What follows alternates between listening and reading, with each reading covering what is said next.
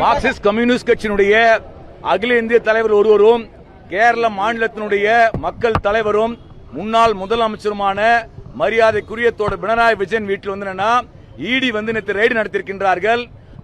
முன்னாள் முதலமைச்சர் வாடகை வீட்டில் இருந்து கொண்டிருக்கூடிய பினராயி விஜயன் வீட்டிலும் அவர் சார்ந்த இடங்களிலும் 12 இடங்களில் இடி சோதனை நடத்தியிருக்கின்றார்கள்.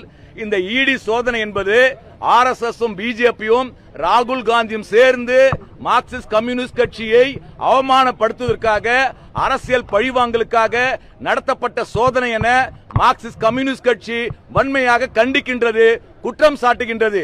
இன்றைக்கு தமிழகத்தில் திமுக தலைவர் மு.க. ஸ்டாலின் கண்டித்திருக்கிறார். அதே போன்று டெல்லியினுடைய முன்னாள் முதலமைச்சர் அரவிந்த் கெஜ்ரிவால் கண்டித்திருக்கின்றார். அது மட்டுமல்ல, நேற்று புதுடெல்லியிலே பினராயி விஜயன் அவருடைய கைதை கண்டித்து மார்க்சிஸ்ட் கம்யூனிஸ்ட் கட்சியினுடைய அகில இந்திய பொதுச் செயலாளர் MA பேபி, பிருந்தா காரத் உள்ளிட்ட தலைவர்கள் போராட்டம் நடத்தும் போது காவல்துறை காட்டுமிராண்டித்தனமாக ஒரு தேசிய கட்சியினுடைய பொதுச் செயலாளர் MA பேபியை கைது செய்திருக்கின்றார்கள். இந்த நடவடிக்கையை மார்க்சிஸ்ட் கம்யூனிஸ்ட் கட்சி வன்மையாக கண்டித்து இன்றைக்கு சாஸ்திரி பவன் எதிரிலே நாங்கள் போராட்டம் நடத்துகின்றோம். இந்த கைதை குறிப்பாக பினராயி விஜயனை அரசியல் ரீதியாக பழிவாங்கும் நோக்கத்தோடு RSS பிஜேபியும் மோடியும் அமித்ஷா கூட்டமும் சேர்ந்து இன்றைக்கு ஈடியை வைத்து இந்த அவதூறு நடவடிக்கை முன்னெடுத்திருக்கின்றார்கள். கேரள மக்கள் கொந்தளித்திருக்கின்றார்கள். கேரளத்தின் ஒவ்வொரு குடும்பத்திலிருந்தும் தெருவில் இறங்கி போராடி கொண்டிருக்கின்றார்கள். தேசமே இந்த இடி ரெய்டை கண்டித்து போராடி கொண்டிருக்கின்றது. எனவே தமிழ்நாட்டினுடைய முதலமைச்சர் அவருடைய தலைவர் விஜய் அவர்கள் பினராயி விஜயன் கைதை பகிரங்கமாக கண்டிக்க வேண்டும். ஒன்றிய அரசாங்கத்தினுடைய ஏவல் அமைப்புகளாக இடி செயல்படுவதை, CBI செயல்படுவதை முதல்வர் விஜய் அவர்கள் கண்டிக்க வேண்டும்.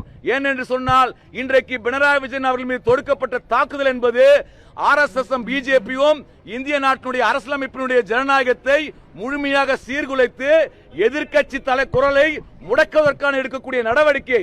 எனவே அரசியல் அமைப்பின் மீது அக்கறை கொண்ட ஒவ்வொருவரும் பினராயி விஜயன் வீட்டில் நடந்த ரெய்டை கண்டிக்க வேண்டும். அது மட்டுமல்ல, 12 மணி நேரம் இடி ரெய்டு நடத்தினார்கள். அபிஷியலாக இடி பிரஸ் ரிலீஸ் கொடுத்திருக்கின்றார்கள். 12 மணி நேரம் சோதனை நடத்தி ஒரு பொருள் கூட எங்களுக்கு கிடைக்கவில்லை என்று சொல்கிறார்கள். இதை விட வெட்கக்கேடு என்ன இருக்கின்றது?